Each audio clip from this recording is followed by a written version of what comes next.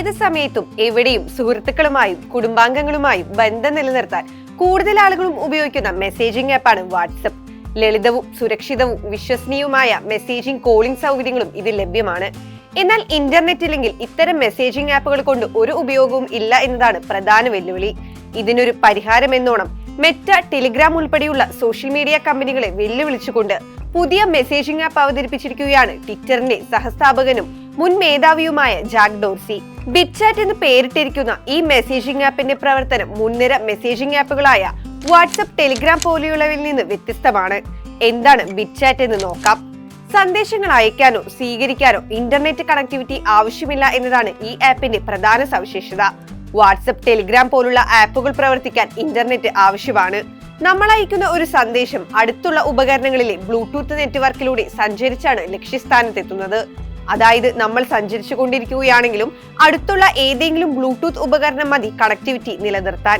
അതേസമയം ബ്ലൂടൂത്ത് റേഞ്ചിന്റെ പരിധി ഏകദേശം 100 മീറ്റർ വരെയാണ്.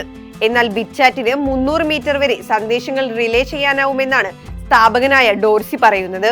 സന്ദേശങ്ങൾ സെർവറുകളിൽ ശേഖരിക്കുന്നതിന് പകരം ഫോണുകളിൽ തന്നെയാണ് സൂക്ഷിക്കുക. അത് പിന്നീട് സ്വയം നീക്കപ്പെടുകയും ചെയ്യും. അത് മാത്രമല്ല, ബിറ്റ്ചാറ്റ് ഉപയോഗിക്കാൻ ഫോൺ നമ്പറുകളോ സെർവറുകളോ ആവശ്യമില്ല. നിലവിൽ ടെസ്റ്റ് ഫ്ലൈറ്റ് പ്ലാറ്റ്ഫോമിൽ ബീറ്റ പരീക്ഷണ ഘട്ടത്തിലാണ് ബിറ്റ്ചാറ്റ്. ഇതിന്റെ വിവരങ്ങൾ ജാക്ക് ഡോർസി തന്നെയാണ് എക്സിൽ പങ്കുവച്ചത്. Bluetooth mesh network, relay, store and forward models, message encryption മോഡലുകൾ ഉൾപ്പെടെയുമായി ബന്ധപ്പെട്ട തന്റെ വാരാന്ത്യ പ്രൊജക്ട് എന്ന കുറിപ്പോടെയാണ് ടെക്സ്റ്റ് ഫ്ലൈറ്റ് ലിങ്കും ഗിറ്റ്ഹബ് ലിങ്കും ഡോർസി പങ്കുവച്ചിരിക്കുന്നത്.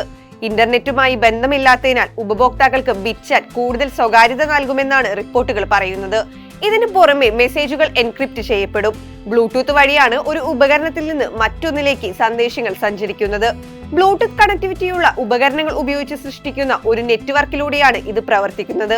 പാസ്വേഡ് ഉപയോഗിച്ച് സുരക്ഷിതമാക്കിയ ഗ്രൂപ്പ് ചാറ്റ് ഫീച്ചർ, ഒരു ഉപഭോക്താവ് ഓഫ്ലൈൻ ആണെങ്കിലും സന്ദേശങ്ങൾ അയക്കാനാവുന്ന സ്റ്റോർ ആൻഡ് ഫോർവേഡ് ഫീച്ചർ എന്നിവ ബിറ്റ്ചാറ്റിന്റെ സവിശേഷതകളാണ്. വരും അപ്ഡേറ്റുകളിൽ വൈഫൈ ഡയറക്റ്റ് ഫീച്ചറും ഇതിൽ വരുമെന്നാണ് റിപ്പോർട്ടുകൾ. ഇതുവഴി ആപ്പിലൂടെയുള്ള സന്ദേശ കൈമാറ്റം കൂടുതൽ വേഗമുള്ളതാകും. വാട്സാപ്പും ടെലിഗ്രാമും ഉപഭോക്താക്കളുടെ ഡേറ്റ വൻതോതിൽ ഉപയോഗിക്കുന്നുണ്ട്. ഈ സാഹചര്യത്തിലാണ് ഉപയോഗിക്കാൻ അക്കൗണ്ട് പോലും നിർമ്മിക്കേണ്ടെന്ന് പറഞ്ഞ് ബിറ്റ്ചാറ്റ് രംഗപ്രവേശനം ചെയ്യുന്നത്.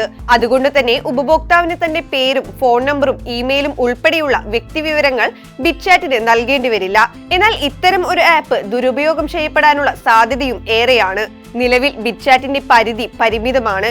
ഇത് iOS-ൽ ബീറ്റയിൽ മാത്രമേ ലഭ്യമാകൂ. അതിനാൽ വാട്സാപ്പിനോ ടെലിഗ്രാമിനോ നേരിട്ടൊരു ബദലായി മാറാൻ ഇതിന് കഴിഞ്ഞിട്ടില്ല. എങ്കിലും ജാക്ക് ഡോർസിയുടെ ഈ സംരംഭം ഭാവിയിലെ മെസ്സേജിംഗ് ആപ്പുകളിൽ നിർണായക സ്ഥാനം വഹിച്ചേക്കാം. സെൻസർഷിപ്പ്, ഡാറ്റ സ്വകാര്യത, നെറ്റ്വർക്ക് ആശ്രിതത്വം എന്നിവയെക്കുറിച്ച് ആളുകൾ ബോധവാന്മാരാകുമ്പോൾ ബിറ്റ്ചാറ്റ് പോലുള്ള പ്ലാറ്റ്ഫോമുകൾക്കുള്ള ആവശ്യം വർദ്ധിച്ചേക്കാം.